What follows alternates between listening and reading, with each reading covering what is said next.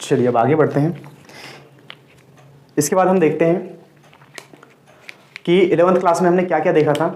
हमने देखा था जो दो समुच्चय हैं, है ना, उन समुच्चय के बीच में प्रांत निकाला था, सहप्रांत निकाला था और परिसर निकाला था। ठीक है, तो एक एग्जाम्पल, छोटा सा एग्जाम्पल है, उसके माध्यम से हम समझते हैं। ये सारी 11th वाली चीज़ें हैं कि प्रांत कैसे निकालते हैं, सहप्रांत कैसे निकालते हैं और परिसर क्या होता है। ठीक है, तो एक एग्जाम्पल ले लेते हैं। यहाँ पर ये एक समुच्चय है और ये भी एक समुच्चय है। ये है समुच्चय P, ये है समुच्चय Q। ठीक है, अब इनके बीच में मान लिया जाए कि एक रिलेशन है, इसको R से रिप्रेजेंट कर दिया हमने। इसमें एक अवयव मान लेते हैं। अवयव कौन कौन से, जैसे 1 2 3 4, ये हमने मान लिया है कि जो समुच्चय P है इसका अवयव 1 2 3 4 है। ठीक है, उसके बाद ये मान लेते हैं कि जो समुच्चय Q है उसके अवयव कौन कौन से, A B C D, मान लेते हैं ये 4 अवयव है। यहाँ पर देखिए एक बार फिर से कि हमने क्या किया है, दो समुच्चय लिया है, समुच्चय P और समुच्चय Q। समुच्चय P के अवयव कौन कौन से हैं, 1 2 3 4, ये सारे अवयव किसके हैं, समुच्चय P के अवयव है। और small a, small b, small c और small d, A B C D, ये किसके अवयव है, समुच्चय Q के अवयव है। अब दोनों समुच्चय में रिलेशन है, किस चीज़ का रिलेशन है, इसको हम देखेंगे। इसको रिप्रेजेंट कर दिया हमने कैपिटल R से, जो रिलेशन है उसको कैपिटल R से रिप्रेजेंट कर दिया है। अब यहाँ देखेंगे कि संबंध किस में होता है, यहाँ अवयव में संबंध होता है, दोनों समुच्चयों के अवयव में संबंध होता है। तो हम मान लेते हैं कि यहाँ पर एक रिलेशन है, 1 का A से रिलेशन है, 2 का A से रिलेशन है। उसके बाद ये भी मान लेते हैं कि 3 का रिलेशन B से है। ठीक है, क्या है, A का संबंध 1 का संबंध A से है, 2 का संबंध A से है, 3 का संबंध B से है, बाकी इनका कोई संबंध अभी फिलहाल नहीं है। ठीक है, अब यहाँ पर हम देखेंगे कि जो रिलेशन है R किसका, P और Q के बीच में। ठीक है, तो इसके बाद हम देखते हैं कि इसके रिलेशन को किस टाइप से लिखा जा सकता है। जैसे R है, ये क्या है, इक्वल है किसके, 1 का रिलेशन A से है, फिर 2 का रिलेशन भी A से है और 3 का रिलेशन B से है। ठीक है, ये है 1 का रिलेशन A से है, 2 का रिलेशन भी A से है और 3 का रिलेशन भी B से है। ठीक है, अब यहाँ पर 3 चीज़ों की बात करते हैं। एक तो प्रांत निकालते हैं हम, इससे सहप्रांत निकालते हैं और एक परिसर निकालते हैं। ठीक है, तो प्रांत में होता क्या है, चलिए इसको देखते हैं। प्रांत, ये सारी 11th वाली चीज़ें हैं जो हम पढ़ के आए हैं और एक सरफेसली देख लेते हैं कि इसमें क्या क्या होता है। तो प्रांत कैसे निकालते थे, तो वहाँ पर प्रांत क्या होता था, प्रांत होता था समुच्चय A के या समुच्चय P के वो अवयव जिसका संबंध समुच्चय Q के अवयव से है। ठीक है, अब यहाँ पर देखेंगे ये दोनों समुच्चय जो दिए हुए हैं, इसमें ये जो 3 अवयव हैं, कौन से कौन से, 1 2 और 3, इनके जो संबंध है ये समुच्चय Q के A और B से संबंध है। तो हम किसकी बात करेंगे, यहाँ प्रांत में सिर्फ समुच्चय P की बात करेंगे और इसके अवयव की बात करेंगे। तो कौन कौन से अवयव है, यहाँ पर देखिए, यहाँ पर 1 2 3, केवल इन्हीं का संबंध है समुच्चय Q के अवयव से। ठीक है, यहाँ पर देख रहे हैं हम कि इस डायग्राम में कि ये जो 1 का संबंध A से है, 2 का संबंध A से है और 3 का संबंध B से है, तो सिर्फ इन्हीं का तो संबंध है यहाँ पर, किसका, 1 का, 2 का और 3 का। तो हमने क्या किया, प्रांत में क्या आ जाएगा, उस समुच्चय P का वो अवयव सिर्फ जिसका संबंध समुच्चय Q के अवयव से है। तो यहाँ पर 1 2 3 आ गया, तो ये प्रांत कहलाता है। ठीक है, उसके बाद सहप्रांत देखते हैं। सहप्रांत की बात करते हैं। तो सहप्रांत में होता क्या था, इसमें समुच्चय जो सेकंड वाला समुच्चय, जैसे समुच्चय Q है तो इसके सारे के सारे अवयव इसमें आ जाते हैं। ठीक है, तो इसको कैसे लिखेंगे, A B C और D, यहाँ पर कौन से अवयव आ जाएंगे, सहप्रांत में जो समुच्चय Q है उसके सारे अवयव। यहाँ पर अवयव कौन कौन से हैं, A B C D, ये क्या है, समुच्चय Q के अवयव है और इनका चाहे संबंध हो या ना हो, इसमें सारे के सारे अवयव किस में आ जाएंगे, सहप्रांत में आ जाएंगे, A B C D। इनमें रिलेशन नहीं देखना है कि किसका रिलेशन है और किसका नहीं है, सारे के सारे अवयव किस में आ जाएंगे, सहप्रांत में आ जाएंगे। ठीक है, उसके बाद एक और चीज़ देखा था हमने 11th क्लास में, क्या, परिसर के बारे में। ठीक है, जिसको हमने रेंज बोला था, परिसर। ठीक है, परिसर के बारे में। अब परिसर में क्या होता था, परिसर में यहाँ पर देखते हैं, परिसर में जो समुच्चय Q है उसके वो अवयव जिसका संबंध समुच्चय P के अवयव से है। ठीक है, समुच्चय Q के सिर्फ वही अवयव जिसका संबंध समुच्चय P के अवयव से है, तो यहाँ पर हम देखते हैं कि जो ए और बी है सिर्फ इसी का संबंध समुच्चय पी के अवयव से है, 1 2 3 से है। किसका? ए और बी का। तो यहाँ पर क्या बात करेंगे, परिसर में कौन कौन से अवयव आ जाएंगे कि ये जो क्यू है समुच्चय क्यू के वो अवयव, मतलब ए और बी। क्यों लिखा है ए और बी सिर्फ? क्योंकि केवल ए और बी का संबंध ही समुच्चय पी के अवयवों से है, इसलिए हमने परिसर में क्या आ जाएगा, सिर्फ ए और बी आ जाएगा। ठीक है, ये तीनों चीज़ें क्लियर हुई होगी। ठीक है, इसको आप नोट कर ली। या सारी चीज़ें हम 11th क्लास में पढ़ के आए हैं, लेकिन यहाँ इस चीज़ की ज़रूरत पड़ने वाली है, इसलिए हम एक सरफेसली देख लेते हैं कि क्या क्या हो रहा है। ठीक है, तो इसको आप नोट कर लीजिए।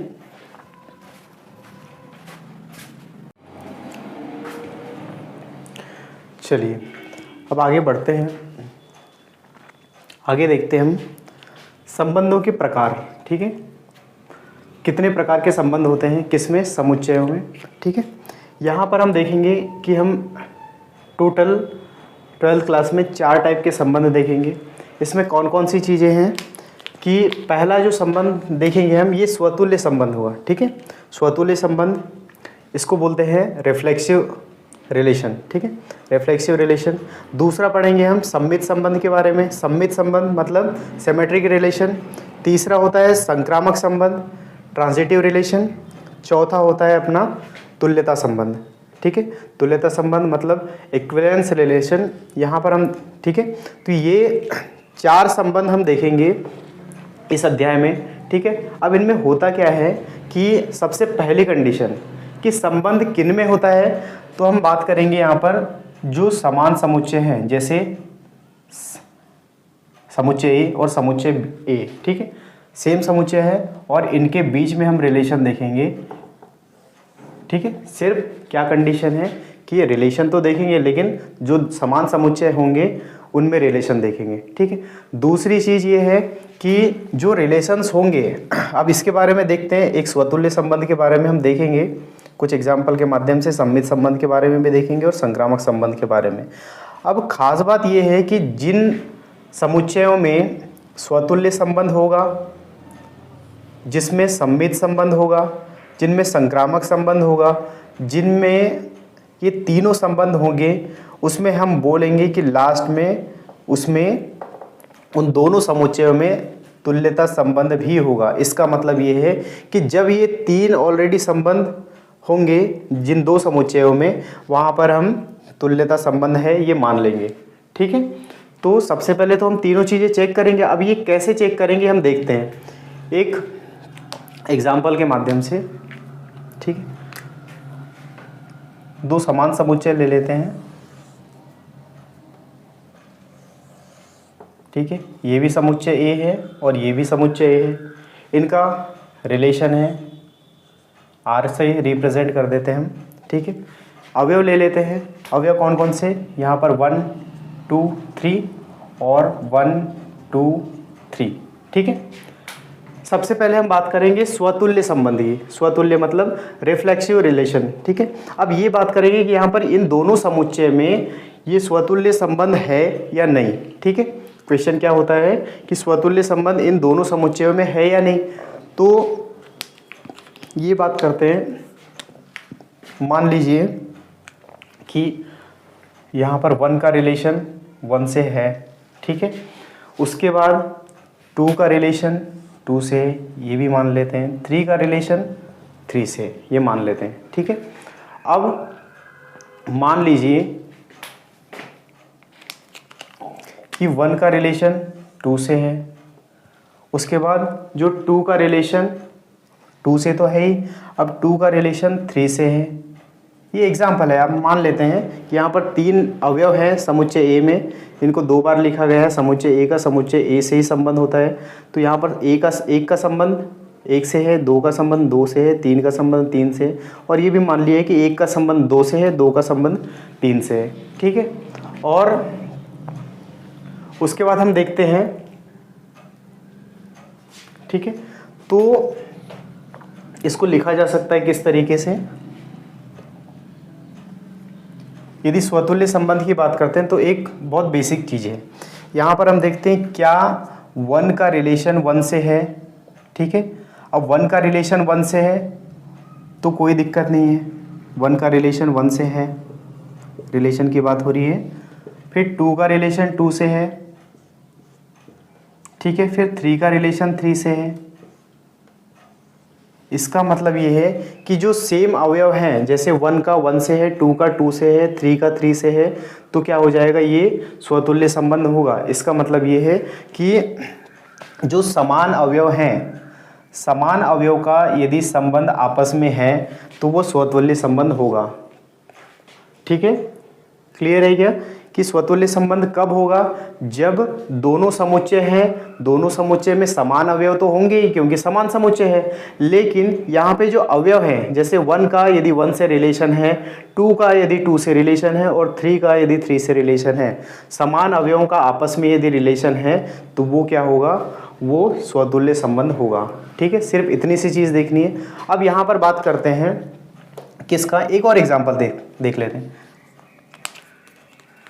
जैसे यहाँ पर 2 समुच्चय मैंने ले लिया, ठीक है, कौन सा, सेम समुच्चय ए, यहाँ पर हमने देख लिया इसका रिलेशन है, आर से रिप्रेजेंट कर दिया।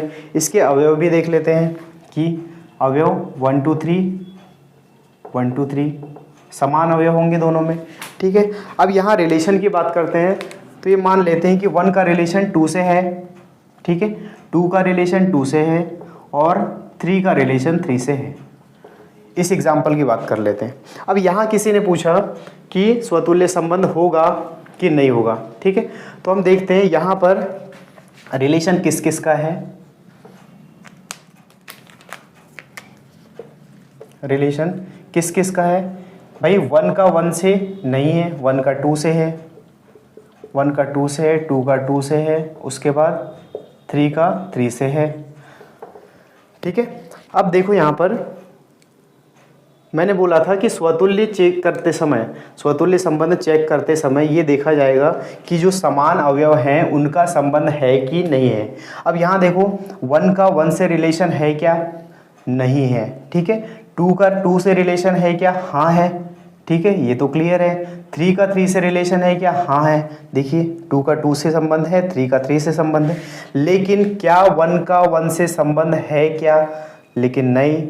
ठीक है, नहीं है, तो हम क्या बोल सकते हैं कि ये जो है स्वतुल्य संबंध नहीं है। एक बार फिर से देख लिए, स्वतुल्य संबंध होता किस में है, सिर्फ उसी में होता है जिसमें समान जो अवयव हैं, समुच्चय तो समान होंगे लेकिन जो समान अवयव है उनका आपस में संबंध होगा। यदि यहाँ पर ये होता कि 1 का 1 से रिलेशन होता, 2 का 2 से रिलेशन होता, 3 का 3 से रिलेशन होता, तो ये ऑलरेडी स्वतुल्य संबंध होता। ठीक है, चाहे फिर संबंध और भी एक्स्ट्रा हो कोई दिक्कत नहीं, लेकिन 1 का 1 से रिलेशन होना चाहिए, 2 का 2 से रिलेशन होना चाहिए और 3 का 3 से रिलेशन होना चाहिए। ठीक है, और से समान समुच्चय है और समान सभी अवयव की बात करेंगे। ठीक है, तो सभी अवयव का रिलेशन होना चाहिए। तो यहाँ क्या हो जाएगा, हम लिख सकते हैं कि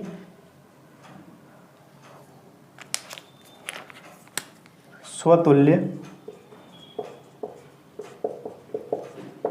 संबंध है इसमें। क्यों, 1 का 1 से रिलेशन है, 2 का 2 से संबंध है, 3 का 3 से संबंध है, तो स्वतुल्य संबंध है। अब यहाँ पर देखिए 1 का 1 से रिलेशन है क्या, नहीं है। ठीक है, और नहीं है, 2 का 2 से है, 3 का 3 से, लेकिन 1 का 1 से नहीं है, इसलिए क्या है, स्वतुल्य संबंध नहीं होगा। ठीक है, तो हम लिख लेते हैं स्वतुल्य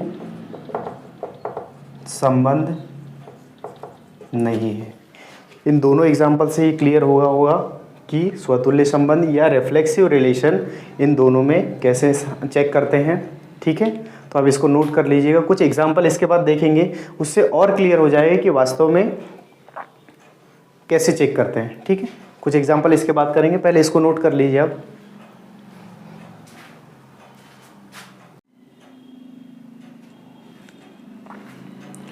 चलिए, इसके बाद हम देखते हैं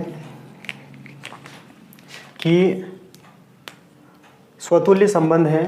अब स्वतुल्य संबंध के बारे में हमने बहुत सारा एग्जाम्पल आज देखेंगे इसमें कि स्वतुल्य संबंध कैसे चेक करते हैं। ये सारे के सारे रोस्टर रूप में लिखे हुए हैं। ठीक है, अब इनमें से चेक करना है कि कौन सा जो एग्जाम्पल है, कौन सा एग्जाम्पल इसमें स्वतुल्य संबंध होगा और किन एग्जाम्पल्स में स्वतुल्य संबंध नहीं होगा। ठीक है, ये हमने बहुत सारे एग्जाम्पल, इससे सारे डाउट क्लियर हो जाएंगे अपने कि इनमें स्वतुल्य संबंध के बारे में वो कैसे चेक करते हैं एग्जाम्पल के माध्यम से। ठीक, अब सबसे पहला जो क्वेश्चन दिया हुआ है इसमें ये है कि जो समुच्चय ए है इसके अवयव कौन कौन से हैं। तो इसका अवयव है 1 2 3 1 2 3। ठीक है, समुच्चय ए का जो अवयव है 1 2 3 है।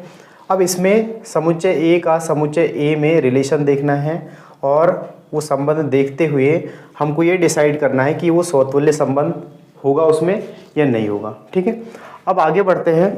तो सबसे पहले एक डायग्राम बना लेते हैं।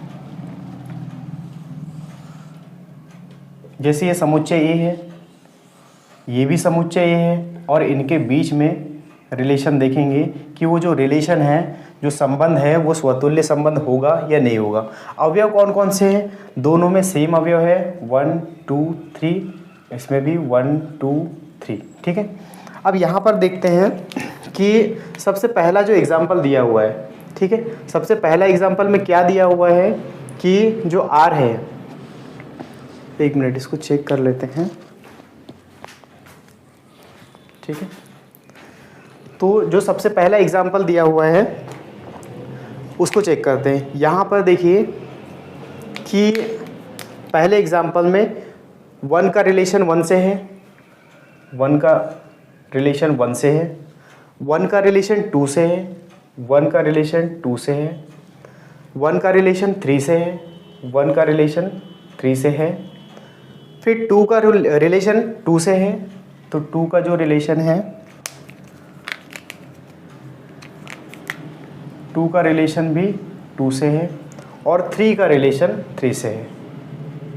ठीक है, अब यहाँ देखते हैं कि इसमें चेक करेंगे कि इन दोनों समुच्चयों में स्वतुल्य संबंध है या नहीं है। तो इसके पहले हमने देखा है कि स्वतुल्य संबंध उसी में होता है जहाँ पर दो समुच्चय दिए हो और उनके दोनों में अवयव समान हो, लेकिन जो अवयव है समान अवयव है, जैसे मान लो इसका अवयव 1 है तो 1 का संबंध जो है 1 से होना चाहिए, 2 का संबंध 2 से होना चाहिए और 3 का संबंध 3 से होना चाहिए। तो यहाँ हम डायग्राम के माध्यम से भी ये क्लियर हो रहा है कि 1 का संबंध 1 से है। यहाँ पर देख लिए 1 का रिलेशन 1 से है, 2 का रिलेशन 2 से है और 3 का रिलेशन 3 से है। ठीक है, क्लियर हो रही है क्या? एक बार फिर से देख लीजिए कि ये सारे अवयव समान हैं और समान जो अवयव है उनका संबंध होना चाहिए। यदि संबंध है तो वो स्वतुल्य संबंध होगा। ठीक है, तो यहाँ से ये चीज़ तो क्लियर हो रही है कि 1 का रिलेशन 1 से है, 2 का रिलेशन 2 से है और 3 का रिलेशन 3 से है।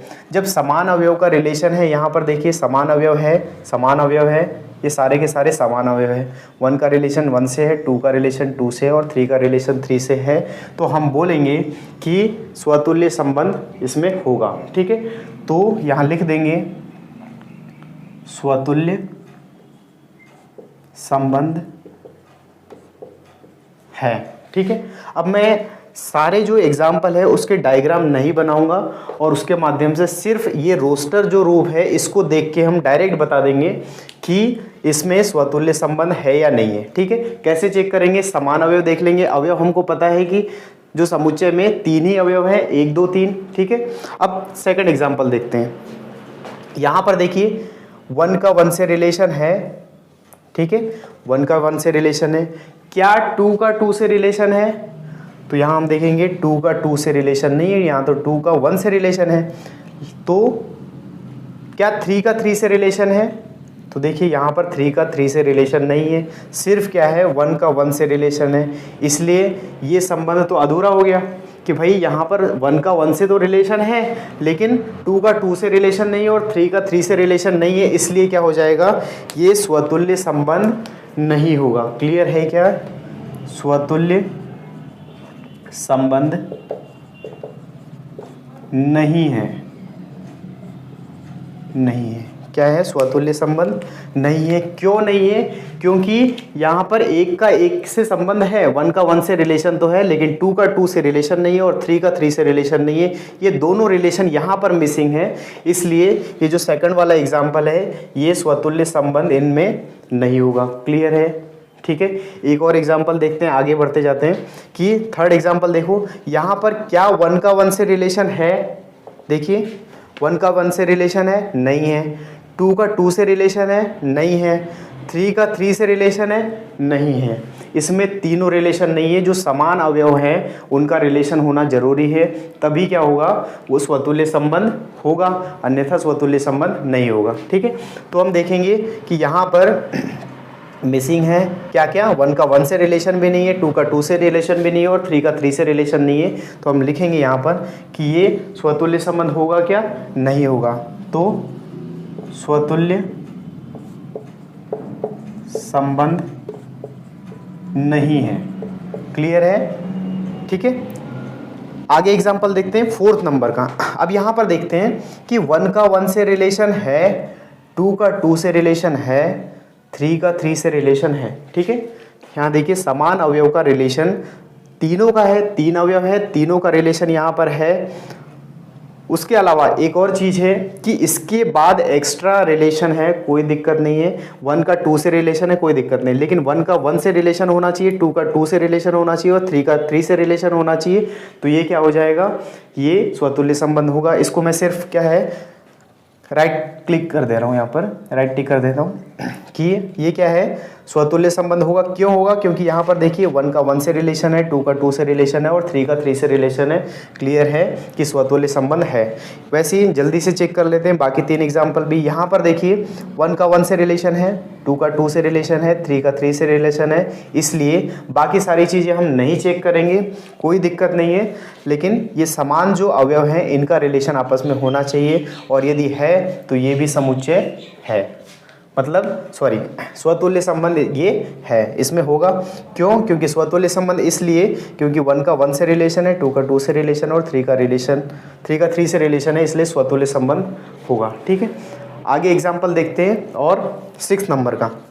यहाँ पर देखिए 2 का 2 से रिलेशन है, 3 का 3 से रिलेशन है, 1 का 2 से रिलेशन है और 2 का 1 से रिलेशन है। लेकिन यहाँ पर ये जरूरी नहीं है, सिर्फ किसको चेक करना है कि 2 का 2 से रिलेशन है, 3 का 3 से रिलेशन है, लेकिन क्या 1 का 1 से रिलेशन है, इसमें नहीं है। देखिए यहाँ पर नहीं दिया है कि 1 का 1 से रिलेशन नहीं है, इसलिए ये क्या होगा, स्वतुल्य संबंध नहीं होगा। ठीक है, क्लियर है। इसके बाद लास्ट एक 7वां एग्जाम्पल है, इसमें भी चेक कर लेते हैं। यहाँ पर भी देखिए 2 का 2 से रिलेशन है, 3 का 3 से रिलेशन है, लेकिन 1 का 2 से रिलेशन है, लेकिन क्या 1 का 1 से रिलेशन है क्या, नहीं है यहाँ पर, इसलिए हम बोलेंगे कि ये स्वतुल्य संबंध इनमें नहीं है, स्वतुल्य संबंध का एग्जाम्पल नहीं है। तो हमको यहाँ से क्या क्लियर हुआ कि सिर्फ समुच्चय समान है, लेकिन अवयव देखना है, अवयव को चेक करना है कि जब समान अवयव हैं और समान अवयव का संबंध यदि है आपस में, और सभी अवयव का संबंध होना चाहिए समान। ठीक है, जैसे 1 का 1 से रिलेशन होना कंपलसरी है, 2 का 2 से रिलेशन होना कंपलसरी है और 3 का 3 से रिलेशन होना कंपलसरी है।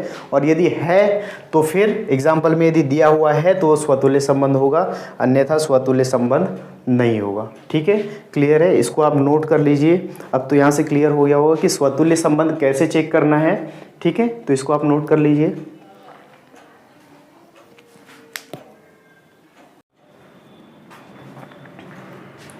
चलिए इसके बाद स्टार्ट करते हैं।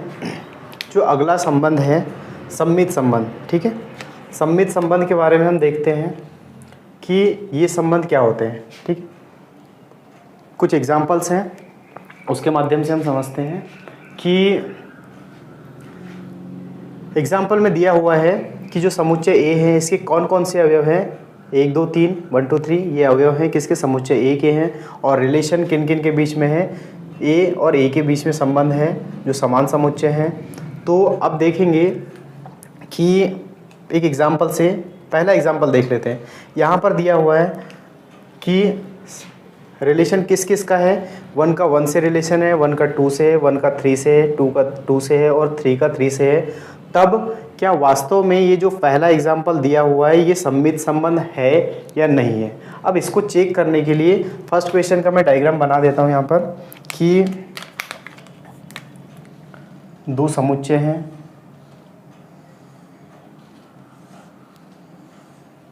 समुच्चय ए और ये भी ए है, इनके रिलेशन की बात करेंगे कि इन दोनों में चेक करेंगे कि हम कि ये सम्मित संबंध है इनमें या नहीं है। अवयव कौन कौन से हैं यहाँ पर, 1 है, 2 है, 3 है, यहाँ पर 1 2 3, ठीक है।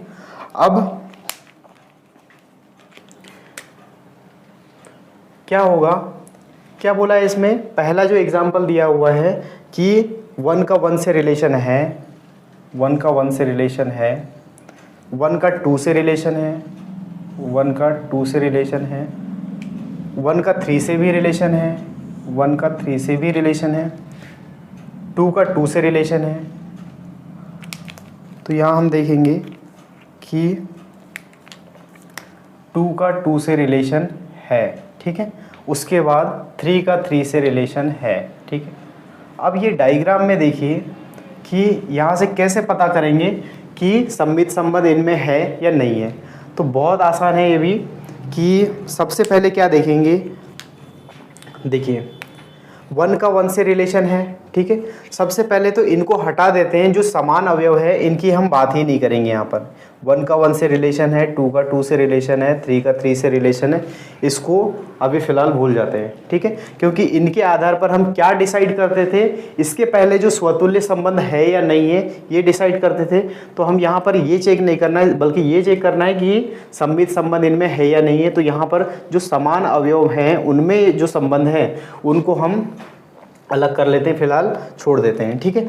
अब बात करते हैं इनकी, अब इनकी बात करेंगे तो यहाँ पर देखिए 1 का 2 से रिलेशन है, हाँ है 1 का 2 से रिलेशन है, लेकिन क्या 2 का 1 से रिलेशन है, ठीक है।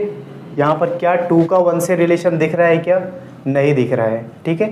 2 का 1 से रिलेशन यदि होता तभी क्या होता, ये सममित संबंध होता। इसका मतलब ये है कि सममित संबंध तब होगा जब यदि फॉर एग्जांपल मैं देख लेता हूँ, यहाँ पर 2 डायग्राम बना लेता हूँ, ठीक है। यहाँ पर 1 2 3, 1 2 3। अब इनमें देखिए ये दोनों समुच्चय हैं, मान लीजिए, ठीक है। जब यदि 1 का 2 से रिलेशन है और इसके बाद जब 2 का 1 से रिलेशन होगा तभी क्या होगा, सममित संबंध होगा, ठीक है। सममित मतलब सिमेट्रिक, ठीक है। तो सिमेट्रिक रिलेशन होता क्या है कि यदि 1 का रिलेशन 2 से है तो 2 का रिलेशन 1 से होना चाहिए। यदि ऐसा रिलेशन है तब क्या हो जाएगा, ये सममित संबंध होगा। क्लियर है क्या। अब बात करते हैं, मान लीजिए यहाँ पर यदि ऐसा होता कि 2 का रिलेशन 3 से है और यदि 3 का रिलेशन 2 से होता है तब क्या होगा, ये सममित संबंध होगा, ठीक है। सिर्फ इतनी सी बात है। कुछ एग्जाम्पल से हम बहुत आराम से समझते हैं, बहुत आसान है, ठीक है। तो यहाँ पर हम देखते हैं कि 1, इन सबको छोड़ देंगे, जो समान समुच्चय इनको तो इनकी बात नहीं करेंगे अभी फिलहाल, ठीक है। तो यहाँ पर देखिए 1 का 2 से रिलेशन है, क्या 2 का 1 से रिलेशन है, नहीं है। 1 का रिलेशन 3 से है, तो क्या वास्तव में 3 का रिलेशन 1 से कहीं दिख रहा है, नहीं दिख रहा है। तो ये क्या होगा, सममित संबंध नहीं होगा, ठीक है। तो सममित संबंध नहीं है भाई, ठीक है।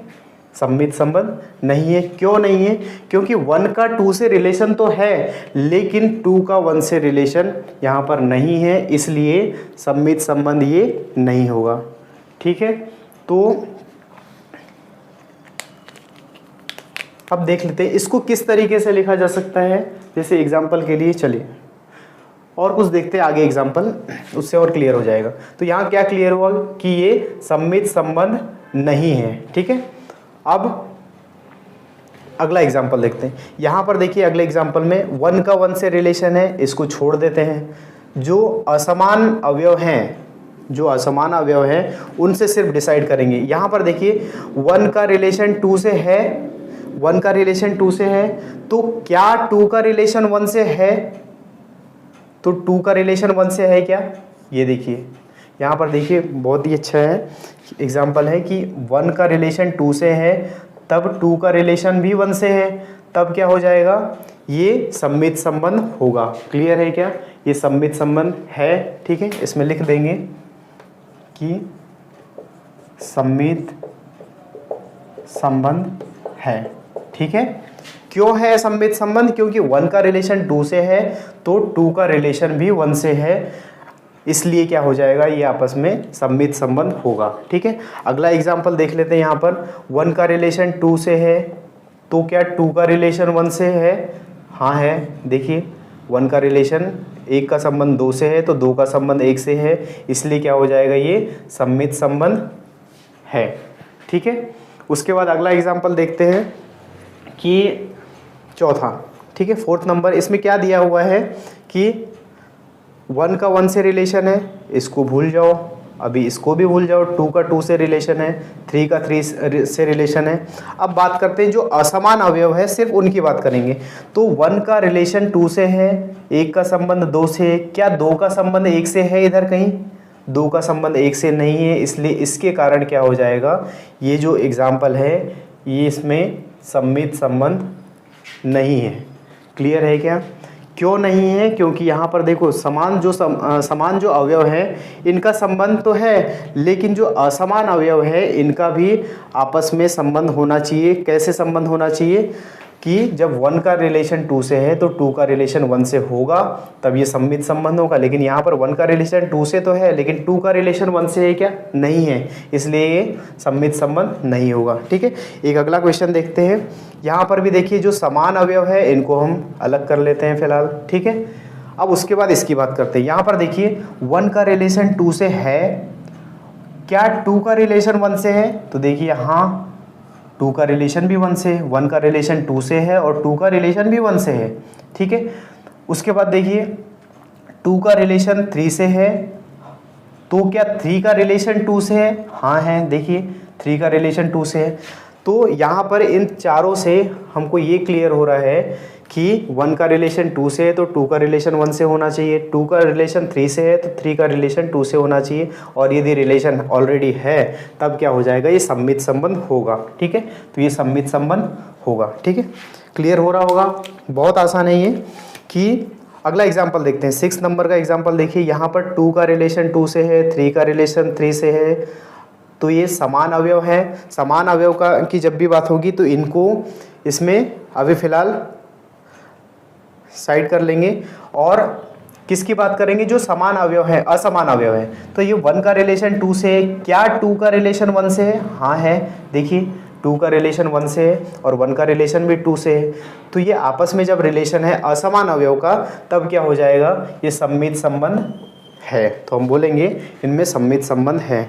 ठीक है, अगला एग्जाम्पल हम देख लेते हैं, ये वाला लास्ट 7वें नंबर का, जो रिलेशन किस किस के बीच में, ये तो सब समान अवयव है ना। 2 का 2 से संबंध है, 3 का 3 से संबंध है, लेकिन यहाँ पर देखेंगे कि 1 का 2 से रिलेशन है, 1 का 2 से रिलेशन है, क्या 2 का 1 से रिलेशन है? नहीं है। ठीक है, तो ये क्या हो जाएगा, इसके कारण ये जो एग्जाम्पल है इसमें क्या है, सम्मित संबंध नहीं है। क्लियर हो रहा है क्या? इतने सारे एग्जाम्पल से हमने देखा है कि बहुत सभी को क्लियर हो गया होगा कि जो समान अवयव हैं उनको हम यहाँ चेक करने के लिए यूज़ नहीं करेंगे, क्योंकि समान जो अवयव हैं उनको कब देखा जाता है, जब स्वतुल्य संबंध चेक करते हैं तब देखते हैं। ठीक है, तो यहाँ पर तो हम सम्मित संबंध देख रहे हैं, तो सम्मित संबंध देखने के लिए क्या करेंगे, जो समान अवयव है इनको हम हटा देंगे फिलहाल। सिर्फ किन की बात होगी, जो असमान अवयव हैं उनसे हम चेक करेंगे कि वो सम्मित संबंध है कि नहीं है। ठीक है, जैसे जहाँ पर इस डायग्राम में कभी ऐसा हो, इस डायग्राम से भी क्लियर हो रहा है। क्या क्लियर हो रहा है, देखिए यहाँ पर देखिए क्रॉस बन रहा है। क्रॉस बन रहा है कैसे, 1 का रिलेशन 2 से है तो 2 का रिलेशन 1 से है, अब 2 का रिलेशन 3 से है तो 3 का रिलेशन 2 से है। जब ये क्रॉस बनेगा डायग्राम में, इसका मतलब समझ जाना क्या, सम्मित संबंध है। ठीक है, तो ये चीज़ें भी क्लियर हो गई होगी, इसको भी आप नोट कर लीजिए। इसके बाद आगे हम बात करेंगे संक्रामक संबंध की। ठीक है, तो इसको आप फिलहाल नोट कर लीजिए। अगले वीडियो में हम देखेंगे संक्रामक संबंध क्या होता है उसके बारे में। ठीक है, इसको नोट कर लीजिए फिलहाल। Okay, thank you.